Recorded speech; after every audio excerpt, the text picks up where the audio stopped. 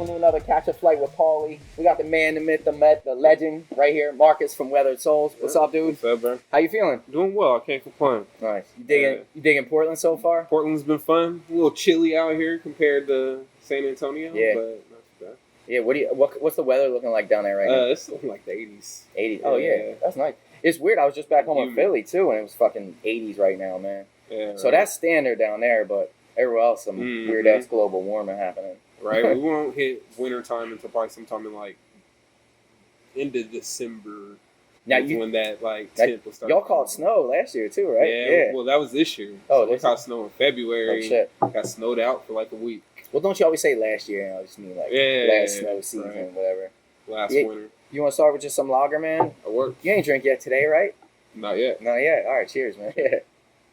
You guys make a Pilsner at Weathered Souls? Yeah, we do a couple of different varieties of lagers. I want to say right now we have a Helles on tap. We have 2 Pilsners and a Mexican lager. Cool. Yeah. Now, is that mostly like what people drink down there in San Antonio? They just want like the lagers and stuff, right? Or no? You know, San Antonio is Dos Equis town, so definitely super lager driven, cool. German beer driven. Yeah. So why don't you tell everyone a little bit about like what's Weathered Souls all about, man? Yeah. So Weathered Souls, we've been open 5 years this year. Yeah, cool. Opened in November of 2016. It's me and my business partner Mike Holt. We have another business partner named David Dill who just came on sometime last year. Been in San Antonio since the open. As far as the beers, got kind of a wide array of variety. You know, go everything from typical Mexican lager, Pilsners, up to the high ABV stouts, barrel-aged stouts, that type of stuff, which kind of what we're more known for, I guess. Yeah. But, you know, we tend to dive into things stylistically all across the board, kind of challenge myself from time to time. Over the course of the last year, obviously, we've gotten heavy into the whole social justice and community impact type of thing. Before that, we were always still community driven. Why is that? Why did that happen? Yeah, did you make like a special beer or something? Yeah, so you know, last year was the whole Black is Beautiful. This dude's a legend, man. Yeah. You know, dealing with some of the catalytic points of dealing with George Floyd's murder, Breonna Taylor's murder. We had reached that pivotal point in history when it was kind of time to do something. So the brewery, we ended up coming up with Black is Beautiful, which was a collab between about 1,300 breweries that produced a stout recipe that was brewed at Weathered Souls. All around the world. Right? And then 100% of the proceeds from each of those breweries were donated to causes to support social justice. And local, too. Which was and that was a super important part, was supporting your local community, supporting your local vibe, that type of thing. You know, especially breweries have always been that local driven thing. Got the whole drink local thing, especially, you know, with the Brewers Association pushes. So it's super important to kind of support your community, support those that are directly around you. And so that's why I thought it was kind of important to push that money back locally into their own environment. And y'all here in Portland know we've done ours and did a couple other things with Black Resilience Fund too. So definitely keep looking them up and direct your attention there. So you guys raised over $3 million, right? Over $3 million? Yeah. Probably more, right? Yeah. Probably more. We haven't got all of the count from everybody, but the last time I checked, I think we were around almost 500 breweries that have responded to the increase. So a little over 700 hadn't responded yet. But we're sitting a little over that, like. So literally half? Like didn't even respond? Yeah, holy shit. More than half. That sucks. I'll probably shoot out one more message over the course of like the next couple of months and see if we can get more people to respond. But I mean, you know, just off the impact that we've gotten, I mean, that's some amazing. people have rebrewed it too, right? Yeah. I feel like I saw so that, a few breweries have rebrewed it. A few breweries have come out with barrel-aged versions of it, stuff like that. We did our anniversary of barrel-aged version of it June 1st, which was the launch of the original initiative. So some other people are dropping stuff. WeldWorks is coming out with theirs and their new 4-pack that's coming out. Nice. That would have been for the Invitational. So, yeah. Cool. And we started a beer called Reparations, which a couple other breweries started to join in on too, which is nice too. So I need to circle back. You got to ping people because everyone's busy, man. Everyone's doing too much shit. And since you started this, initiative, and then other half did the one too about benefiting servers. Just there's been a ton of social justice beers popping up too. Like tons. There's climate change going. Everything's popping off now too. it's getting so hard to keep track of them all too. But yours was definitely the pivotal and like the kickoff point, man. Yeah, I thought things went well. I mean, you got 1,300 breweries, but we're still sitting at what 8,500 breweries in the U.S. So in the grand scheme of things, could have did a little better. Yeah. A lot more people could have participated. But this is peak COVID time, so I understand that some people weren't able to, and hopefully they'll kind of drive and do it later. Yeah. So did that really help kick you guys into overdrive with Weathered Soul? Like blow you up more on a national spotlight? Definitely so. I mean, we were already kind of in the growth phases of things, growing, being one of the more popular breweries in San Antonio. But having that international spotlight definitely kind of drove things into overdrive a little quickly.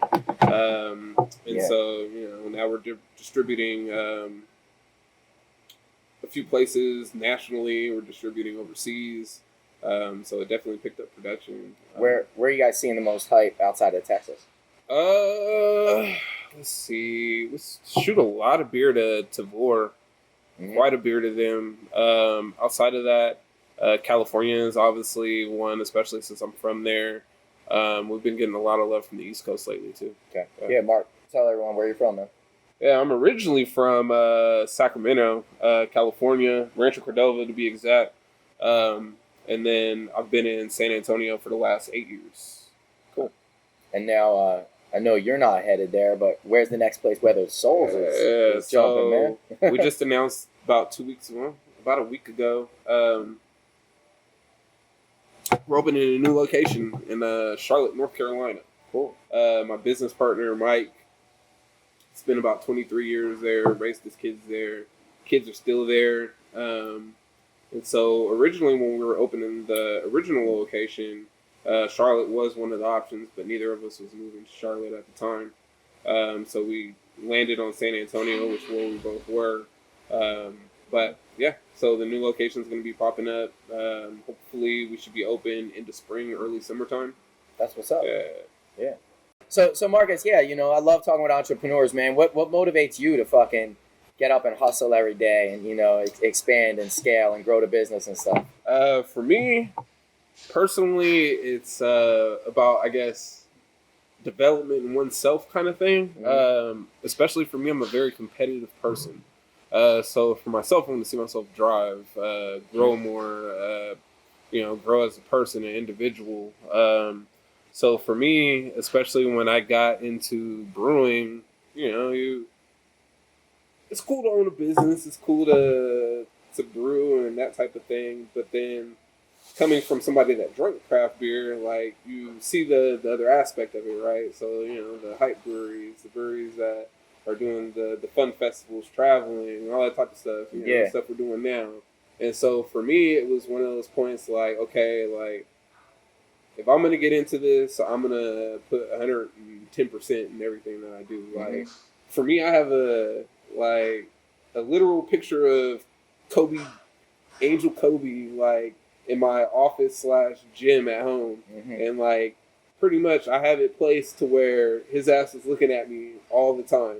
And that's like, when you reach that point of the like stress levels of not wanting to do something or even working out, like you just look back and you're like, you got Angel Kobe looking at you, you get that Mamba mentality, you got to get that shit done. So for me, it's just the mentality of being driven, wanting to grow, be the best you, I guess you can say. For my business partner, obviously, being the investor in the whole brewery, it's about recouping money, trying to make some money, which is the whole point of owning the business, right? Yeah. So there's that aspect of it too. But for me, like, you look at the fact that I have two young daughters, you want to start building that generational, that generational thing. And so, I want my kids to be able to look back and at least say, their dad did something and he left something behind for us and, that type of stuff. So that's kind of more we were talking earlier. I love talking about self-care too. We were talking about some of those things. So you want to give anyone some tips and tricks on exercise or meditation or some of the stuff you use to stay on point, man? It took a long time to get there. I had reached some heavy stress levels over the course of the last year, especially with all the stuff that was going on with Black is Beautiful. Like that completely changed my entire life, right? You know, like working already for 45, 50 hours a week at the brewery, sometimes 60, 70, depending on what's going on, to literally being driven into something that's like 24 hours. And it was interview after interview after interview, podcast after podcast after podcast. All these things associated with trying to run this initiative, making sure that it went well, and especially when you have it's in such a the public eye, like, you can't fuck it up, right? Right. Like, and that wasn't your day-to-day job. Exactly. It wasn't paying your bills every day exactly. either. I mean, so it's funny because you bring that up, like, dealing with, the whole thing. We had the Walmart deal where it went over nationwide and over, I think it was like 500 Walmarts, and we had a few different brewery partners. Like, I don't even know what that was. I'm sorry. What was that? Yeah, so during Black is Beautiful, for Black History Month, Walmart ended up taking Black is Beautiful and putting it nationwide in a whole bunch of Walmarts. Yeah. Your version, right? So we paired it, though, with a whole bunch of other breweries because obviously we didn't have the distribution means. Yeah. So like Revision, Three Sons, a couple other people, Midnight Brewing, went ahead and brewed the beer, distributed it in their areas, that type of stuff. And so people think like all this money came from Black is Beautiful. Yeah. Oh, they had it in all these Walmarts. But it's like, I think you don't realize, like, we donated all our money from Black is Beautiful. Like, they make a cent off of Black is Beautiful. Yeah, shit. Yeah. But as much work as went into it, especially even for my sales manager Kim. I mean, she put in almost just as much work with it as I did. I mean, it was crazy the amount of time that was being, pretty much donated towards the initiative. But to see that amount of money being donated, to see that much hype behind it, to see it affect that many people, like, personally, I still get letters in the mail from, like, people that are directly affected, and that's, like, the most important thing. That's what's up. It's like, actually seeing, like, damn, this shit actually made change, you know, like, it actually affected people, and this money actually went to things that were going to benefit other individuals. Yeah. So to be able to see that, like, it made all of it worth it. That's what's up, man. It was a shitload of work. Yeah. Yeah, like, here in Portland, Black Resilience Fund did fucking something awesome. They interviewed, like, local Black families, and, just a couple simple questions. They just straight up gave, like, $500 checks to, like, tons of Black families, Yeah. And so, like, dealing with the whole self-care thing, like, I caught COVID in December, and a couple of weeks later, after COVID, I went out with Kim and a couple of our sales staff and stuff like that, and we were going to a rooftop bar, and you had to climb up like 3 flights of stairs to get up to a rooftop bar. I was completely winded, and I was like, I'm too young to be like... We were winded today, though. Like, too young to be winded over here climbing 3 flights of stairs. So, a couple days later, I ended up buying a cycling bike. My sister had bought one. And again, I'm a huge competitive person, so I was like, okay, my sister has one, like, maybe that'll kind of, like, motivate me to, like, stay in it because I have somebody to compete with, type of thing. And so she's still my accountability partner. Was this a Peloton? 7 months, 7 months like later. And so, yeah, man, I've been cycling my ass off the last 33 weeks. That's what's or something up, man. like that. And lost 22 pounds and that type of thing. But yeah, I mean, the most important thing is obviously I don't drink too much beer anymore. This probably be the most beer that I've had in months. But then outside of that, implementing like the meditation, like stretching, like giving yourself that actual like mental, physical like break to just be able to sit there and just kind of digress from everything that goes on in the daily. Like, I don't think people realize, when you run a semi-popular brewery, like how much work goes into running that brewery. The stresses behind it, right? Because our stresses are like, it's funny because I had this conversation not too long ago with one of my employees, and they were like, you don't always have to be stressed out all the time, blah, blah, blah, blah. And I was like, I don't think you understand because you only have to worry about one aspect of this place, right? Like, for me, I have to deal with the stresses of the bar, right? Say the bar doesn't go well. That's a direct reflection of me.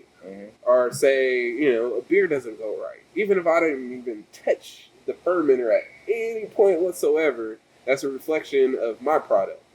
Even sales, if sales don't go well, that's a reflection of me. Like something happens on the production end, that's a reflection of me. So our stresses aren't the same. Like I have to stress over the entire brewery. Like even if we were to go, God forbid, something was to happen and we were to fold tomorrow, like nobody's going to look at my investors and be like, they did a terrible job or whatever the case may be. That's going to be a reflection on me physically. Like, I'm the only one that has to deal with the stress of being, you know, like the face of the brewery. And so you have to find those ways to kind of like digress and take yourself away from that.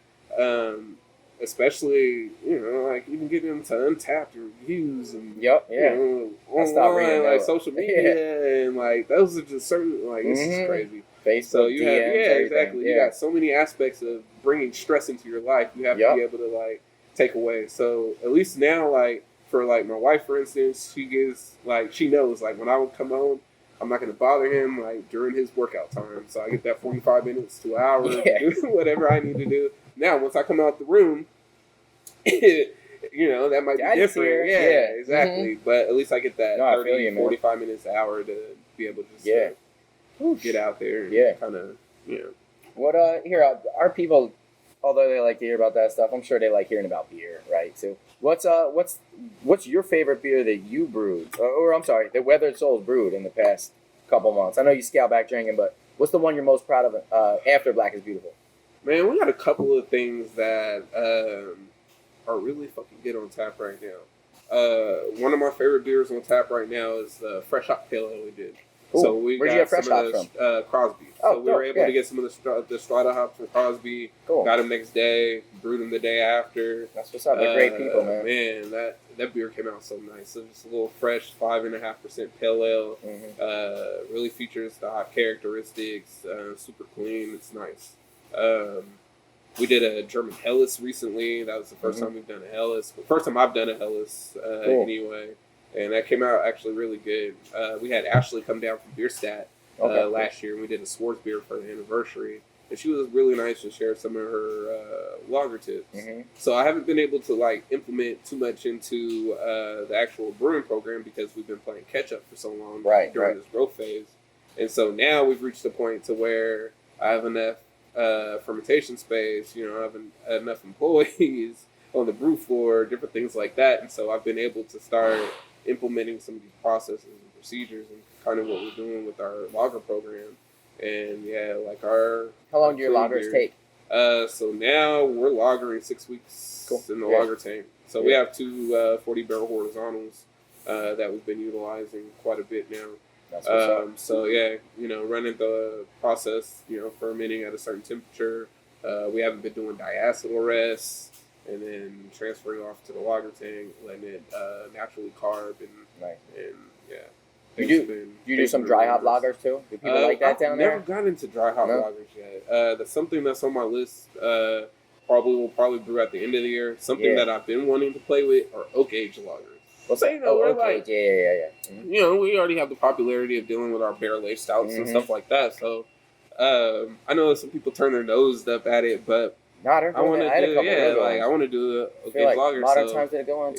So we just got a couple of neutral oak barrels that we threw the Helles in, and we'll release that as like a little specialty beer for the anniversary. Yeah, we should do one of those. Cool. Should be good. That's what's up. So let's try this Phantasm one too, if you don't mind. I think that's this one. Yeah. So this new hype product from New Zealand, you know, some powder that comes from Sauvignon Blanc grapes. Mm-hmm. And this is a collaboration we did with Parish too, so a double IPA with the Phantasm. And so there's a new yeast, Nectaron hops, Citra hops, completely juicy hops plus the Phantasm. This is nice. Yeah. This is real nice. Yeah, it's like haze to the fucking 10th tower or whatever. That's nice. Cool. Let's see, what should we talk about? You're a foodie. I know that, man. You know, you're getting tips from everyone on what kind of food you like to eat here too. So what's your favorite like worldwide region of cuisine you like to eat? I'd probably say I'm more into the Asian culture. Right. I really like Japanese food. I love Korean food. A little bit of Thai food, Chinese food. Definitely more so into the Asian like culture. Food-wise. The first time we talked with Marcus about doing a beer collab like 2 years ago, he's in the kitchen like making pad thai from scratch while he talks to us and everything. You're crushing it, man. Yeah. So what's your favorite kind of make at home? Because you cook too, right? Yeah, I cook quite a bit actually. I don't know. It kind of depends. I've been getting more into like the soul food vibe actually. Like shit, I just did some fried chicken and greens like a couple weeks ago. Mac and cheese. How you do your green? You do collard greens? So we do collards. You do pork in it or Nah. turkey leg or smoked turkey wings. Smoked turkey wings. Yeah. Like I get this argument with this other guy who's a chef online. He likes using smoked turkey tails. Me, I don't like the turkey tails because they leave too much residual fat. I like the turkey, like either the turkey I never wings, use a turkey tail. smoked turkey necks. You eat pork though, right? Or no? Yeah, on occasion. Okay. Yeah, like today. I mean, I mean, you just ramen, did, right? Yeah. But on the normal like path of just eating. Man, you're from Texas. You don't eat pork down there? Nah. You do I pork with stopped brisket? eating pork. My brother used to date a vegetarian back in the day, and they used to live together. And he stopped eating everything basically but chicken and fish. So I did that for 2 years. And then I mean, it's hella healthier. It right? is. But even then, I was still young. Like, I was only like 17, 18 at the time. But then did that for a few years. And then I was 21 and I went up to Lake Tahoe.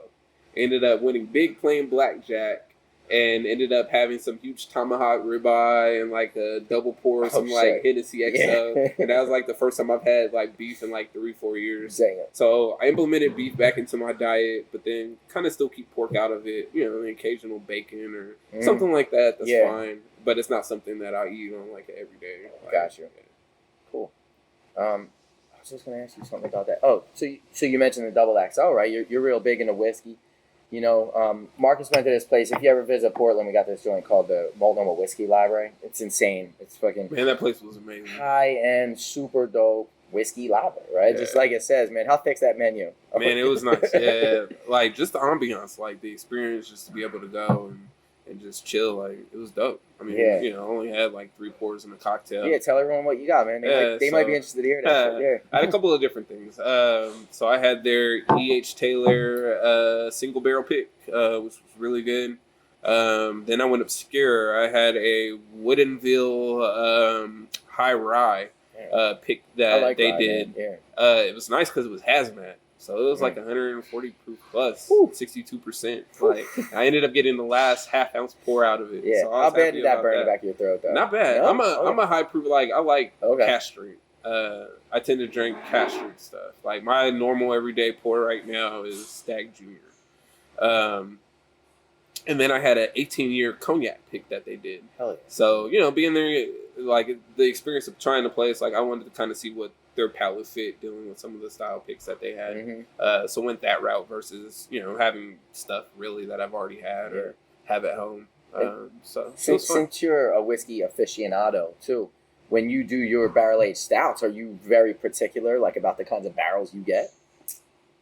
So, yes. We were just talking about that right before you came in. I'm very, very particular about the barrels.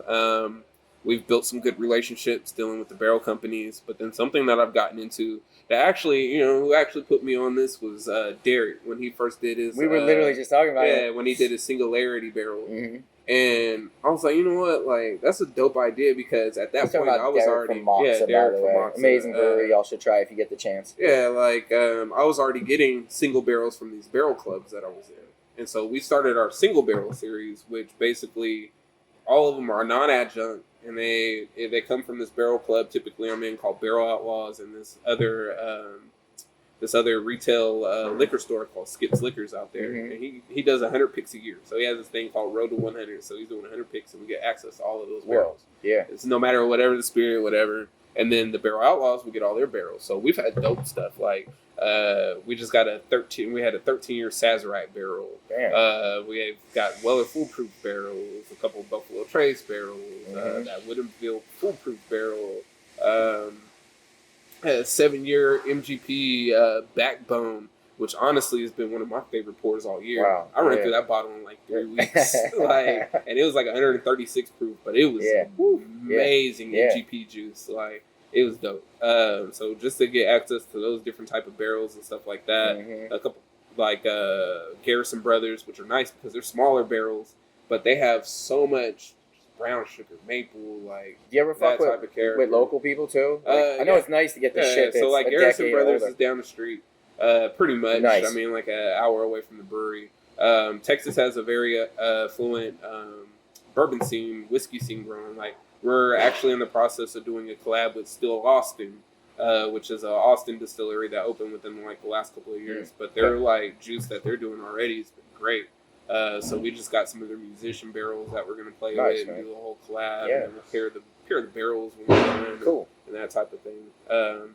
So I've especially getting into like the whole bourbon kind of scene thing, like I've heavily have dived into the appreciation of the barrels that we're getting and looking for specific notes from these said barrels and different type of stuff like that. Like, if it wasn't for the fact that adjunct stouts do so well, I think every single barrel-aged beer that I would do would be non-adjunct. No adjunct, just let that barrel shine and just feature they like just the don't, nuances they just don't sell as well, right? Exactly. Yeah. So, you know, outside of that, like, we do some little fun stuff. So, I want to move into something we're working on today, right? So, the reason Marcus is here today in Portland is, you know, we're making a beer together with Brews for New Avenues. New Avenues is a big nonprofit here in Portland that helps transition houseless youth back into a better lifestyle and get them back on their feet. You know, and there's this division of that called Brews for New Avenues. They do a huge auction every year, as well as some other events to raise money by selling like rare beers or getting tours at Cantillon, like cool exclusive things. So together with Marcus, this organization has paired 10 Portland breweries with 10, I think, black-owned breweries, or at least black brewer-led breweries maybe. And we're lucky enough to partner with Marcus from Weathered Souls. The beer is going to be called We Can All Do Better, right? I hope I'm not fucking that up. So tell us how that came about, because you're part of, you together with so it's a whole collaboration between Brews for New Avenues and Black is Beautiful. Jessica ended up reaching out to us about wanting to pair something up and figuring out what she wanted to do, and so we ended up landing on collabing with 10 black-owned or black-centric breweries, with kind of 10 popular breweries, to get them together. Oh, it's not just all Portland. My bad. No, not all Portland. Because I think I saw say for instance, we got the homies Smidox Brewing. So they're a brewery and planning in Texas right now, and they had collab with Jester King. Like, me and Jeff are friends, and it took me 2.5 years to get a collab with Jeff. And, you know, you're in a brewery and planning, you get the collab, and that's fun. That's dope. Learn, right? Learn some stuff. And so it's, you know, the experience of kind of melding these breweries together, you know, getting them out in the open and that type of thing. And so Jessica's really dope about getting that collab together. So I reached out to 10 different breweries that I knew of, asked if they wanted to collab, and that's what made it happen. So, you know, the donations from said beers that we produce are going to go to Black homeless youth in Portland and support that whole cause. And so, you know, it's part of that whole social justice and giving back to the community. No, it's great to keep Black is Beautiful going, right? Like what's next? What should other breweries be doing? So that's been the whole stress point, was figuring out what was next for Black is Beautiful. So, man, we've been fortunate dealing with the second location. And so originally with the second location, we were supposed to open without equipment. We were going to just satellite site tap it, room, right? kind of thing, tap room, you know, food, and call it a day. But being the person that I didn't want to open without like a brew house, like, it doesn't feel right to open a second location and not a brew house. And so I was actually on a Peloton ride, and I was riding the Tune Day, and she was talking about sometimes your purpose isn't always your passion, sometimes your passion isn't always your purpose, type of thing. And it resonated with me because say that again. Say it again. Your passion isn't always your purpose, and your purpose isn't always your passion. Okay. And that resonated with me because, for 2 points, was dealing with this whole Black is Beautiful thing. You look at the accomplishments that have been made dealing with Black is Beautiful. That was never within my realm of what I planned on doing with my life at any point, given point ever. Right? Getting the social justice work, supporting the community, you know, that type of thing. You know, it was something that really happened organically. And so, being also the competitive person that I am, the person that tries to overdo himself, one-up himself all the time, you had to think about what was the next point, right? We've come out with this international initiative that has raised over $3 million, but then did you just want it to sizzle down? Like, what was next? And so, when she said that, it hit me. And so I ended up contacting our equipment manufacturer, Deutsche, up in North Carolina, and asked them about a partnership to basically have this equipment put into the brewery and then leverage it as a incubation program for breweries that are in planning, specifically Black-owned and women-owned breweries, and letting them come and basically it's an incubation program, so letting them grow as brewers, because dealing with the huge gap that we currently have in the brewing scene is women and Black people. I mean, we're still at less than 1% of Black ownership in breweries. And a lot of these breweries are at the point of contract brewing because they can afford the financial means. way less than 1%, right? Yeah. So like, which what, sucks, 0.7? Yeah. So, I thought it was even less. Yeah, it's like 0.7. So dealing with that, it was the sense that these people usually can't have the financial means to open brick and mortars and things like that. Yeah. But then also because you don't have those situations, you really don't have any growth phase, right? Because you're letting somebody else either contract your beer or whatever the case may be. So you're not growing as a person, you're not growing as a brewery, you're not growing as a brand. Maybe growing as a brand because you're getting your beer out there, but what are you really gaining from it? What are you really learning from it? So what I decided to do was open an incubation program for these people. So what they'll be able to do is apply. I'm turning Black is Beautiful into a nonprofit. Yeah. What they'll be able to do is apply. If you're accepted, you'll be able to come brew 2-3 weeks. Dude, Beers to Go would love that. Yeah, I was talking to you about that earlier. Yeah. Go brew for a couple of weeks, learn, the brewing system, learn CIP, learn proper brew house procedures, but then taking it a step further. So we've built all these relationships with all these breweries over the course of the last few years or whatever the case may be.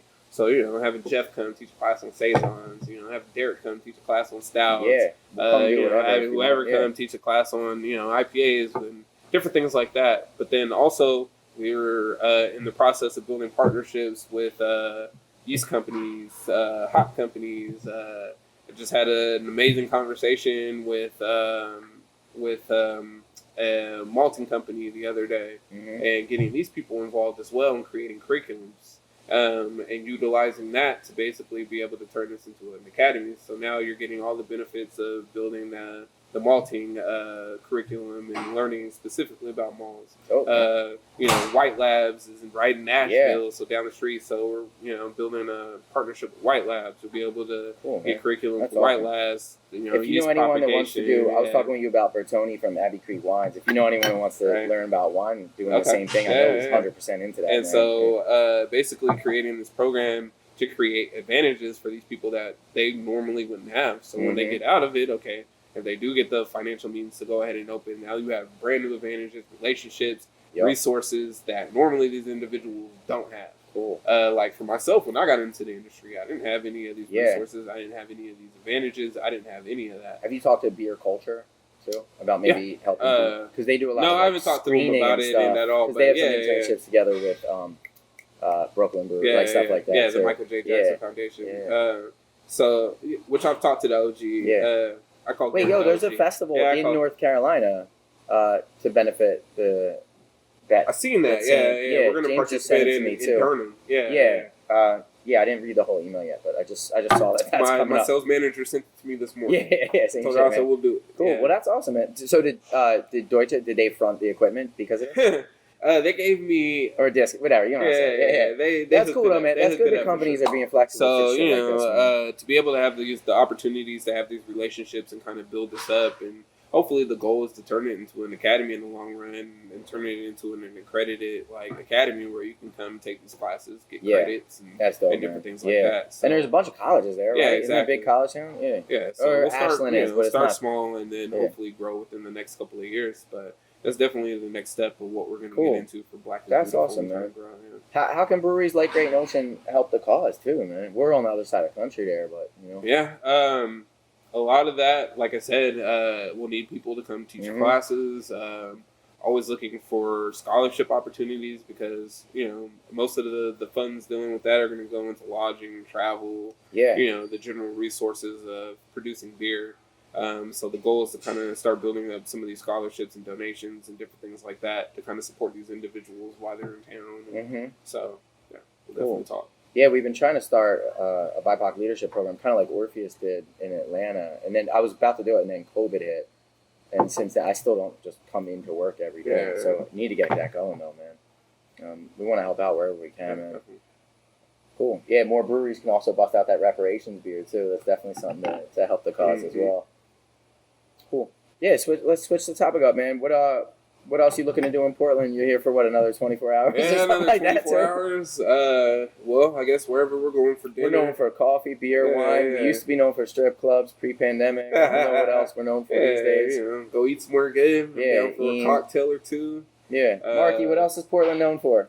I know the man behind the camera. Come on, what else, man? I don't know. I've only been here for a couple months. Okay, never mind. No, we're known for Nike, Intel, Adidas, too. So yeah. I got the Nike pass for tomorrow morning. Oh, you did? Yeah. Okay. I got you on the Adidas one if you want to. One of my cousins, she lives in Tacoma, so she's coming down later this evening. She'll that's probably what's link up. up with us and kick it. Oh, cool. I haven't seen her in a few years, so that'll be dope. Nice. And then, hit the Nike store tomorrow and shoot to the airport. Cool. Well, yo, thanks so much for joining. Anything else you want people to know about Weathered Souls or Black is Beautiful? Follow the Weathered Souls Charlotte location. There's going to be some fun and the stuff OG coming up one. soon. Yeah. Follow the OG location. It's Weathered if Souls you're not. Brewing. Yeah, Weathered Souls _ Brewing underscore SA, and then Weathered Souls Brewing underscore, I think it's CLT.